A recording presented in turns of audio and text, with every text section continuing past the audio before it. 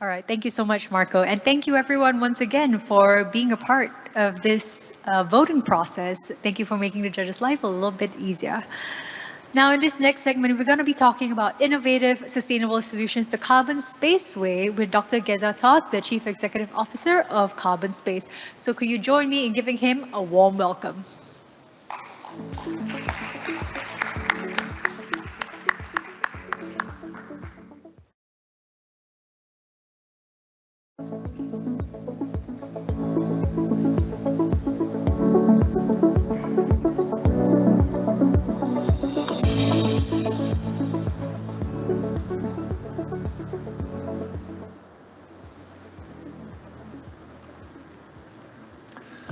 Good afternoon, everyone. I hope you had a good lunch, and by now you're in the second phase of digestion, and I see the room is packing up nicely. My pleasure to be here with you today. It's also the pleasure to be here the second time, as we were here last year. We see that this event is a differentiator among all the other industry events, and there is some additional substance that I would like to bring you today about our company and how we use artificial intelligence to generate value for forestry, agri-commodity projects here in Malaysia in the Asia-Pacific region. I will start from there that the business case for sustainability. Those of you who work with CarbonSpace and with me since a while, you know that there is no presentation without talking about business case.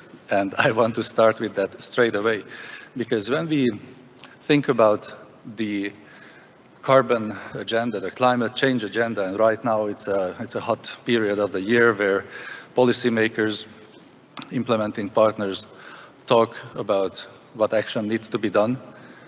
And we are waiting for the policymakers to generate meaningful policies, not only to disclose what you want to import in your country or not, but yeah, talking about policies is not enough if you want to trigger action.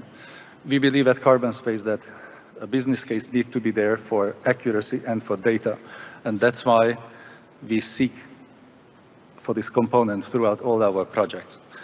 So CarbonSpace measures carbon sequestration and carbon emissions. We have proprietary technology, sensory technology, and a global model to understand, for example, in the palm oil sector, where are the emissions, where are the sequestration, what are the potentials, how do we project a more sustainable future, how do we make money of sustainability.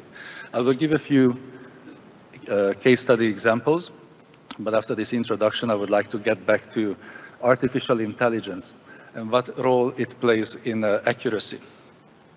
So as technology unlocks cheaper, faster, and more accurate carbon monitoring, the business case will continue to grow. And machine learning, as we know today, is leading the way in monitoring. So we need to move away from legacy thinking and how we done carbon accounting in the past. Because carbon monitoring, the mainstream way, is manual, is sample-based. We rely on compliance and avoiding fines, anticipating policies. But we have very limited data on the performance of our interventions, and the mainstream approach doesn't allow us to safeguard the investments. So what it means in terms of numbers, legacy approaches accumulate errors. At CarbonSpace, we measure at the ecosystem level. We measure carbon concentrations directly from the air where climate change happens.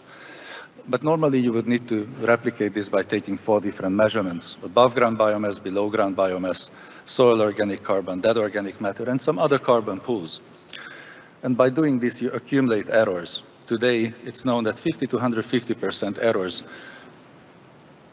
can be when you account for your carbon. Or you can take regional averages, you can take values, but they're very punitive. So many of you here in the room with whom we work together, we know the challenge of taking an industry average, taking a literature value, whether for peatland emissions or for carbon sequestration of plantations, forest areas, or the pulp and paper sector too. So here is how we can change this. When we look ahead to new innovations, we see that digital, automated, and accurate and scalable methods are necessary. The business case for sustainability needs a proven return on investment, less than 3 years, less than 2 years. And we need robust data about our interventions so that we can provide the plans and we can attract investment to these interventions. So if I zoom into these areas one by one, the machine learning unlocks this reality. Carbon monitoring is digital, automated, accurate, and scalable. From the moment of onboarding a shapefile through processing the data and disclosing data, you can involve verification and validation from the beginning. And here is where we work very closely with Control Union, from the methodology all the way to implementation and verification, because it makes the whole process more efficient. What about the return on investment? So digital technologies that eliminate the need for on-site visits allow robust cost saving. And lower error margins also enable your companies to claim more carbon by removing conservative factors. We see in the case of peatland emissions that there is enormous need to solve this challenge and have more accurate measurement on the field. So we have robust data about how our interventions and investments are performing, and that's the language that the finance sector speaks. So in the interest of time, I would like to get into a couple of examples. And the examples you will see is tailored around our proprietary technology. What you see here is 3 types of data that we take into account every single day. We do real-time measurements. We look at the palm oil, natural rubber, a forest ecosystem, and we take daily measurements from the satellite. We take every minute a measurement from the meteorology, the precipitation, the rainfall, the temperature. We combine these daily measurements with the help of machine learning, and we correlate it with sensory technologies on the ground. I will not go into what is the most accurate technology when you measure peatland emissions or sequestration, but with these eddy-covariance stations, you can do exactly that. So CarbonSpace's technology is industry validated and is research based. We have a plan how to improve our data further, and we have the ability to disclose our uncertainties.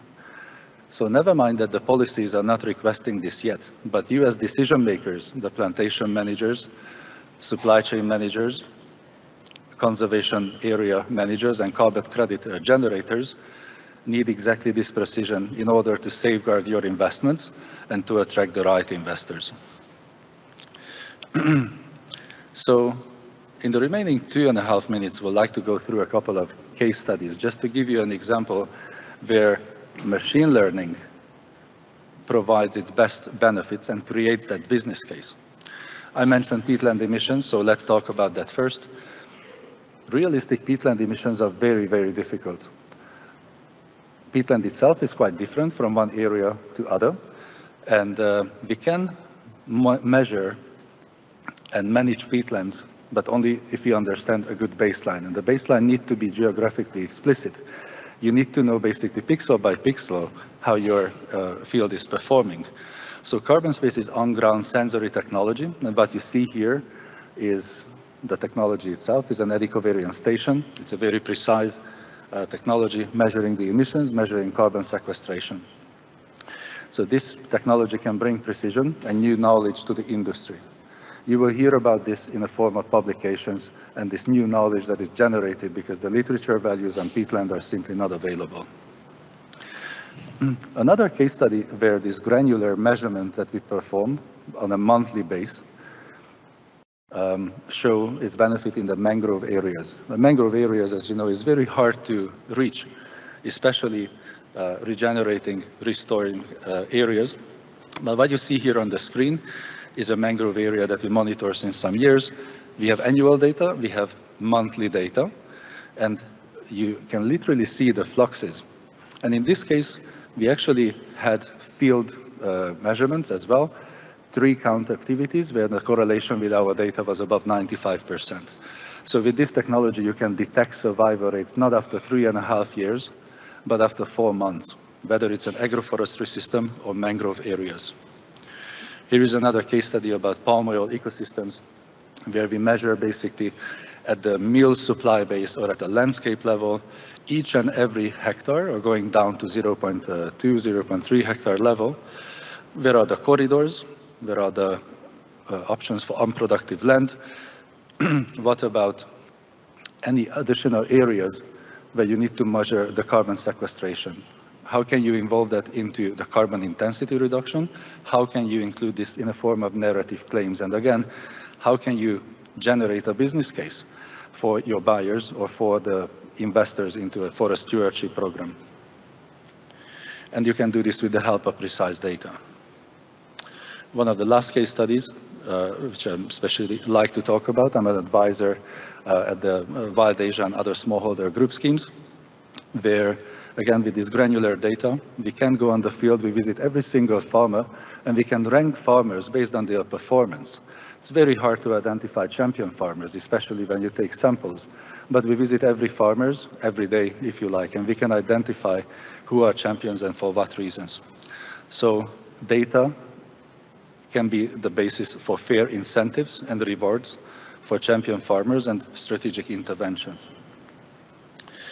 Same applies for any kind of soil health measurements, not only on plantations, but any type of land use activities, where we can detect the impact of soil health very early and in a very granular level. So then you know that your measure is successful and you can attract investment again. Last but not least is the chance of bringing this to integrated landscape management, because I mentioned we can do this at a half a hectare level or lower, but we can do this at hundreds of thousands of hectares or even at a country level. So full ecosystem health diagnostics, comprehensive pool accounting, and these facts and figures at the jurisdiction level are the way to attract the partners who create an impact, negative or positive impact. And finally, a case study about carbon credits, because with this type of data, with higher accuracy, you do get more carbon. And we have evidence from about a dozen carbon projects, which we started monitoring with our technology day by day, and it does create a commercial value. So even for those land-based afforestation carbon projects that exist, or what the Malaysia Forest Fund and these precious initiatives here in Malaysia will bring to life, there is a difference, a key differentiator of using daily measurements versus doing validation points every year, every 3 years. So understanding your progress day by day generates a business case, and artificial intelligence helps us with the accuracy. I hope you enjoyed these insights, and I'm happy for your questions throughout the day when I'm still here. Thank you.